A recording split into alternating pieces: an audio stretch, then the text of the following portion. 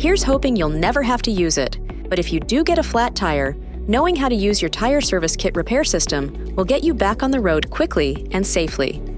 If equipped, the tire service kit is located in the front trunk or frunk. Remember that roadside assistance may be available. Consult your owner's information for details. If you do experience a flat tire, pull over to a safe location and turn on your hazard lights. Position the tire that needs inflating so that the valve stem is located near the ground. This will allow the tire service kit hose to reach the valve stem with the tire service kit flat on the ground. Place the shifter in park, turn the vehicle off and set the parking brake. Place the tire service kit on the ground next to the flat tire. Now, on the kit, push in and turn the mode select knob to the sealant mode position and uncoil the sealant hose. Remove the valve stem cap and screw the sealant hose fitting onto the valve stem. Next, uncoil the power plug on the kit and connect it to the vehicle's power outlet. Start the vehicle and then push the power button on the tire service kit. The sealant should start flowing from the bottle through the hose and into the tire. Run the pump until the sealant stops flowing into the flat tire. The pressure may read up to 70 psi or 4.8 bar. However, it will quickly drop once the sealant bottle is empty. The pump will start to add air into the tire after the bottle is empty. Continue to fill the tire to the correct pressure indicated on the tire placard.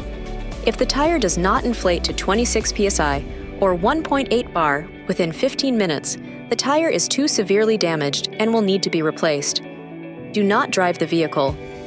Once the tire has reached the correct pressure, turn the pump off. Remove the speed limit sticker reminder from the top of the tire service kit and place the sticker on the steering wheel. Disconnect the sealant hose from the valve stem and install the valve stem cap. Unplug the kit from the power outlet and place the kit in its proper storage location. The next step is important. Drive the vehicle for 5 miles, 8 kilometers, or 10 minutes to ensure the sealant is distributed within the tire. Do not drive the vehicle faster than 50 miles per hour or 80 kilometers per hour, like the sticker says. After 5 miles, 8 kilometers, or 10 minutes, pull over again to a safe place to check the tire pressure using the tire service kit. Push in and turn the mode select knob on the kit to the air mode position. Plug the tire service kit into the power outlet and connect the black air hose to the valve stem. Check the tire pressure on the gauge. If the pressure is less than 19 psi or 1.3 bar, do not drive the vehicle until the tire has been replaced. If the tire has more than 19 psi or 1.3 bar, turn the power button on and add the air necessary to return the tire pressure to the correct pressure indicated on the tire placard. If the tire becomes overinflated, push the deflation button to reduce the tire pressure to the recommended level. Be sure to have the tire inspected and repaired as soon as possible and inform the service advisor that the tire was sealed with the tire service kit.